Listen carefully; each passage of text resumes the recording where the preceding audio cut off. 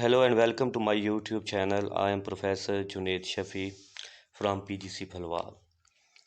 Today our topic of discussion is the Victorian age in English literature. This video is going to be very important and it is a short video containing the whole period of Victorian literature. This long video is divided into 2 or 3 short videos because you can understand much of it. So let us start our topic, the Victorian age 1832 to 1900. Victorian age in English literature is known throughout the reign of Queen Victoria, which lasted from 1837 to 1901. This is our first slide, which tells about the Victorian introduction, and many people are confused why this age is known as Victorian age. Queen Victoria, which was who was a very important figure in the history of England and the English literature. And that is why this age is known as the Victorian age, because Queen Victoria ruled England from 1837 to 1901. And it was also called the age of industrial revolution. So let us go to the next slide. That is the end of romanticism. As you know, the period before the Victorian period, it was called the romanticism.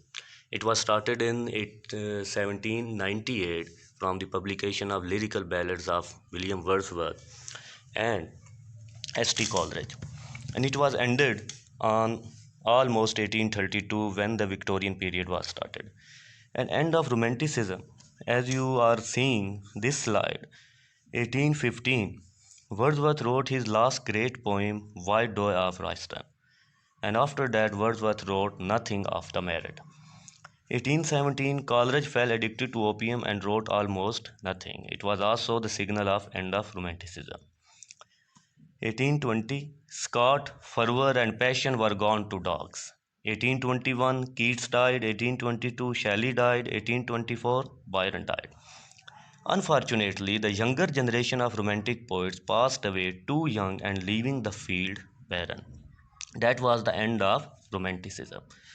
Romanticism ended because of 3 young poets who died in their ripe age. Next slide is start of Victorian period. Start of Victorian age. How the Victorian age was started. This age was started with the Reforms Act of 1832. Here I will give you the important aspects of Victorian age, important political and literary aspects. 1820 to 1832 is known as suspended animation in politics, because in politics, as you know, after 1815, the defeat of Napoleon at the Waterloo, many soldiers and veterans of that age were left barren and they were doing nothing, and it was the period of total animation in politics. England was transformed into a rural country to a manufacturing country, and that price was paid by England. They ignored their agriculture and turned to industrialization. 1832, Tennyson published his first important volume of poems. That was the start of Romanticism.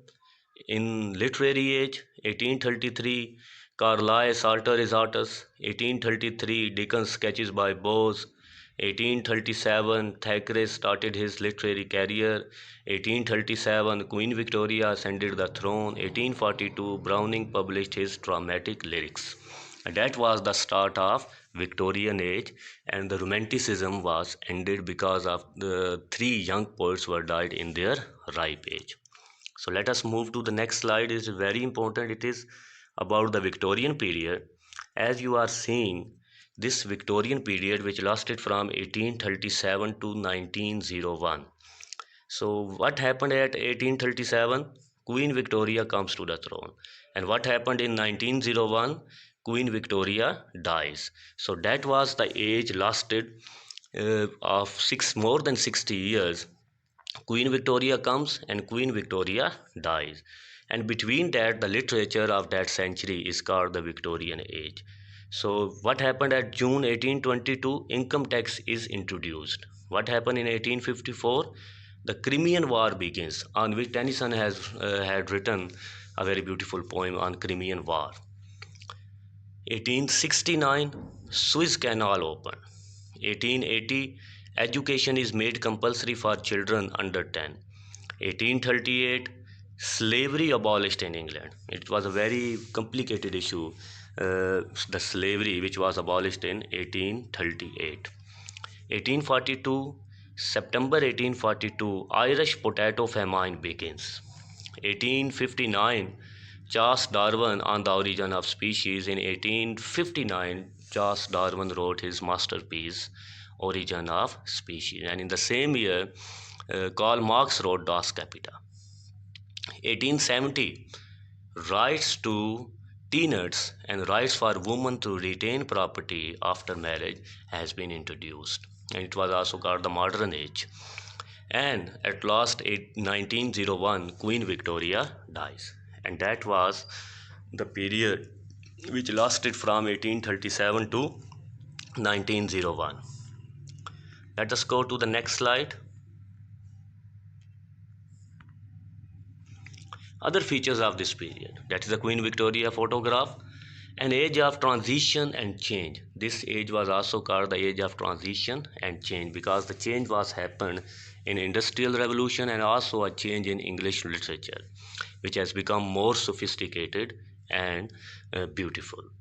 London becomes most important city in Europe. Population of London expands from 2 million to 6 million. Shifts from ownership to land to modern urban economy. Impact of industrialism, increase in wealth, world's foremost imperial power, and England was becoming the world's foremost imperial power because of its rule over the different continents of Europe as well as Asia and Africa. Victorian people suffered from anxiety, a sense of being displaced person in an age. Hello and welcome back to my channel. I'm Professor Junaid Shafi. In the previous video, in the previous short video of 7 minutes, we have discussed the start of the Victorian age and of the minor and different poets of the Victorian age. And I have told you the different aspects of Victorian age and why Victorian age was started and the end of Romanticism, and what were the main features of Victorian age through which we can call it a Victorian period because of the Queen Victoria, which ruled England from 1837 to 1901. Here I am discussing the two important periods of Victorian age: early Victorian period to 1832 to 1870, and the main poets and writers of that age was Tennyson, Browning, Matthew Arnold, Carlyle, Ruskin, Dickens, and Thackeray. Late Victorian period, 1870 to 1901, and it was an age which was known in English literature also a modern literature. Modernism was also started from 1870. The main poets were Rossetti, Swinburne, Morris, George Eliot was a novelist. Meredith, Hardy, and Newman were also novelists. So let us go to the next slide. Poets of the early Victorian. Alfred Tennyson. He was the most considerable poet of the Victorian period, and he was very important in his age because of his romantic spirit in his early age. Tennyson was born in 1809 to 1892. Tennyson had a romantic spirit and found closeness with Keats, Shelley, and Byron, but he lost his revolutionary order found in romantics and turned towards the poetry of towns rather than the poetry of village and rural life. He took the art of the poetry as it was found in tradition rather than breaking from the tradition. He did not break any tradition, rather, he followed other poets. He became more spiritual and materialistic as the early Victorians were. Tennyson was the representative of Victorian age. He believed in doubt and turned skeptic about the nature of things because of he was the true believer of science and philosophy. Tennyson poems showed the conflict between the religion and science, the Darwinism and orthodox belief. In Memoriam, we found the struggle of faith and doubt. Locksley Hall 60 years after gives a clear-cut picture of the disputes aroused because of the new discoveries made by science, the very basic of religion. Those were the two very important poems of Tennyson in his early period. So Alfred Tennyson in The Princes, that was a very important poem. Tennyson lays stress on the higher education of women and the core element which has to be taken seriously sooner or later. As you know, in Maud, Tennyson becomes patriotic and the son of the soil while writing on the Crimean War.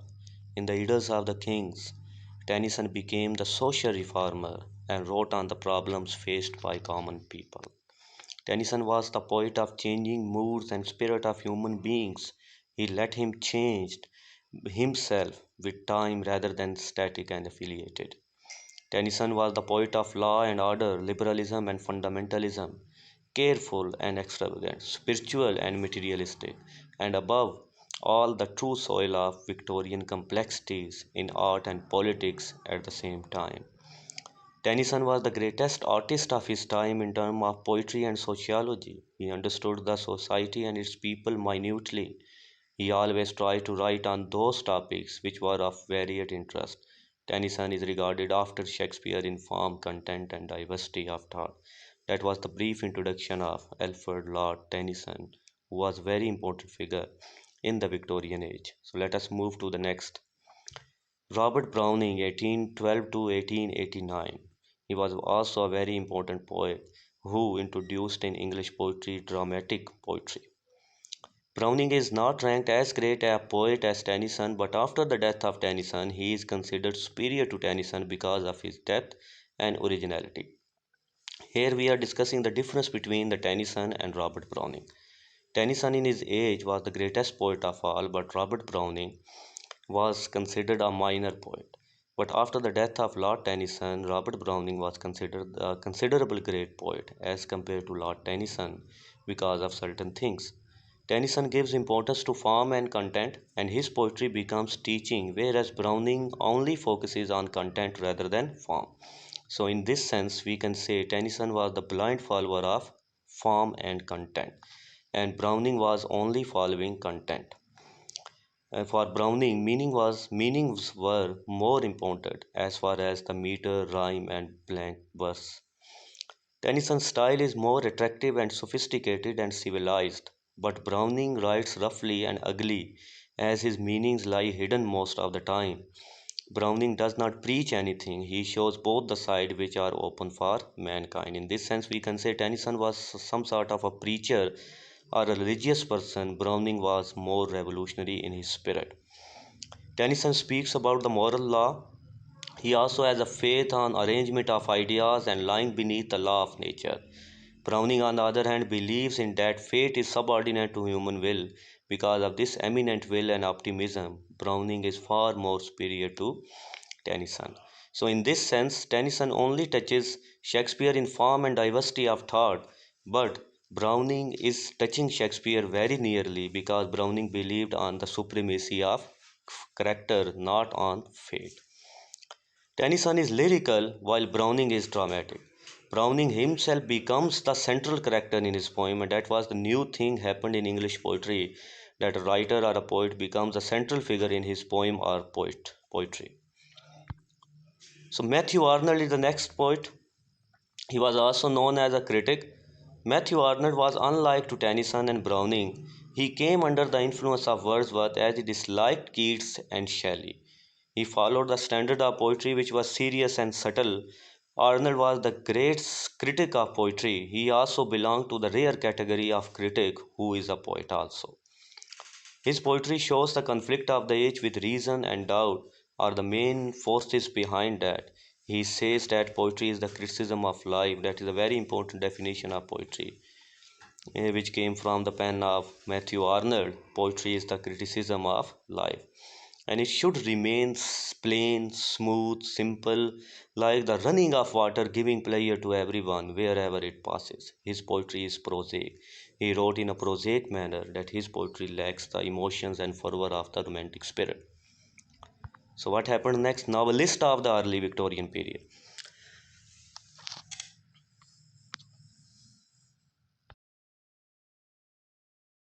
Hello and welcome to the my channel. I am Junaid Shafi from PGC Palwal. We have started the series on Victorian literature. In the previous two videos, I have discussed the start of the Victorian period, end of the Romanticism, and also the great poets of the Victorian period. In this short video, I am going to discuss the novelist of the early Victorian period. The drama which saw the rise in the later half of the Victorian age witnessed the heights of fiction, which was then representing everything in prose. So, in this sense, I am saying that in the Victorian period, the novel as a art was also flourished to the zenith. National literature. Victorian morality contains two very basic elements in their national literature, of which the subject of the novels of early Victorians maintains. So here you know what is the Victorian morality, that is a fake morality. A fake morality is known as Victorian morality. A writing on industrial revolution remains the main topic because evil and good are treated equal traits in the society and the patriotism or love for England enjoys its zenith because it was the era of wars. The British were doing war outside the England and they were conquering many fields like subcontinent and other great African lands, and it was also known as a great period of patriotism and our love for England. Sex is considered a taboo and novelist preaches like clergyman the ideas of morality and ethics. Next is Charles Dickens, who was the greatest novelist of that time, who was born in 1812 to 1870. The most popular among the early Victorian was Charles Dickens. He became famous through his first novel, Pickwick Papers. Dickens was never known to his readers as written a well-plotted novel. Rather, a loose plots in his early career reminded more of a Smollett novel, which were considered oblique and complicated. In his later novels like Little Dorrit, A Tale of Two Cities, Bleak House, Hard Times, and Unfinished Edwin Drood, he created more subtle plots. So, in this paragraph, we came to know that Charles Dickens was known as a loose plot writer. Literature of the feelings, and that was introduced by Charles Dickens. Dickens turned the tables in Victorian age by inventing a new type of literature, the literature of feelings rather than mere romances and family stories like Jane Austen. Jane Austen was famous writer of the romantic age and she introduced the tea table romance, but Charles Dickens turned to the literature of feelings. He portrays the inner life of man who struggles inside in his mind and hurt and finds a lot of questions which society cannot answer. He was an idealist. So Charles Dickens was considered as an idealist person. He shows the spirit of his age. He believes that this world is still livable. His humor is irresistible. He mixed his humor with pathos. So next, William Makepeace Thackeray, 1811 to 1863. And that is also a difference between what was Charles Dickens in his approach and what held in Thackeray's mind. He came from the poor family. Charles Dickens came from the poor family and struggled very hard to make his name. He had bitter experiences. Dickens was more conscious about the consciousness of the common people and he wrote of them through his imagination. So what happened with Thackeray? He was more interested in aristocratic class after the rather than the common people. He came from the aristocratic class. He belonged to the rich people, rich class, and Charles Dickens was a poor man. Spent a comfortable life. William Makepeace Thackeray found more shames, vanities, and deception everywhere because he looked for them. That was the main difference between Charles Dickens and William Makepeace Thackeray. One came from the poor family, other came from the rich family. Charles Dickens has bitter experiences in his life because of his poor life, and William Makepeace Thackeray spent a very comfortable life. So Charles Dickens was conscious about the consciousness of the common people. He knows them by heart, but William Makepeace Thackeray found vanity, deception everywhere because he looked for them. So next is Thomas Carlyle, 1795 to 1881. Thomas Carlyle was a Scottish historian, satirical writer, essayist, translator, philosopher, mathematician, claiming that the history of the world is the biography of the great man. That is a very important quotation whenever you are going to define the history. That is the definition of Thomas Carlyle. By 1821, Carlyle abandoned the clergy as a career and focused on making a living as a writer. His first major work, Salter Resaltus, The Tailor Retailored, was begun as a satirical article on the philosophy of class and surprised him by growing into a full-length book. So Thomas Carlyle was a very important writer in the Victorian era. John Ruskin, Introduction. He was born on 18 February 1819, died on 20th January 1900. He was 80 years old. John Ruskin first wrote for an architecture magazine 1836, which was published as the Poetry of Architecture. He was also known as a painter also, and he wrote his poems and as well as his essays in a painting mood, and he was a very different writer as far as the other writers were concerned. Poets of the late Victorian period, and in this era, in this later Victorian period, it was started the Pre-Raphaelite movement, a group of 19th century English painters, poets, and critics who reacted against Victorian materialism and the neoclassical convention of academic art by producing earnest, quasi-religious works. The group was inspired by medieval and early Renaissance period painters up to the time of the Italian painter Raphael. So, what was the pre-Raphaelite movement? It was started in the 19th century of the poets, critics, and the painters of that time who reacted against the Victorian materialism and fake morality. Raphaelite Brotherhood was established in 1848. That was also a very important year. Dante Gabriel Rossetti, 1822 to 1882, English poet and a painter who was a leading member of the Pre-Raphaelite Brotherhood, devoted to reviving English art through medieval inspiration. And in short, the Raphaelite Brotherhood writers were fond of the Romanticism, and they were just imagining in the new era the old spirit of Romanticism and the Renaissance. Proper Prosperine, the girl